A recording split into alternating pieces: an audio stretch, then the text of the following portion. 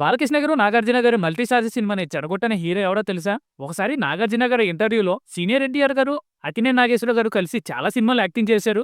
మరి బాలకృష్ణ గారు, మీరు ఎప్పుడు కలిసి చేస్తారు సార్ అని అడగ్గా, మేమిద్దరం చాలా కథలు అనుకున్నామని, కానీ ఏది కూడా వర్కౌట్ అవ్వలేదని, ఒకసారి బాలకృష్ణ గారు 'శ్రీరామరాజ్యం' సినిమా షూటింగ్ టైంలోనే అమితాబ్ బచ్చన్ గారు, ధర్మేంద్ర గారు నటించిన 'చుక్కే చుక్కే' సినిమా డీవీడీ పంపానని, బాలకృష్ణ గారు ఒకసారి ఇది మీరు చూడండి, మీకు గనక అన్నీ ఓకే అయితే ఈ సినిమా కలిసి చేద్దామని కూడా అడిగారంట. బాలకృష్ణ గారు అప్పుడు ఈ సినిమా షూటింగ్ అయ్యాక ఒకసారి దీనికోసం కలిసి మాట్లాడుకుందని నాగని కూడా చెప్పారంట.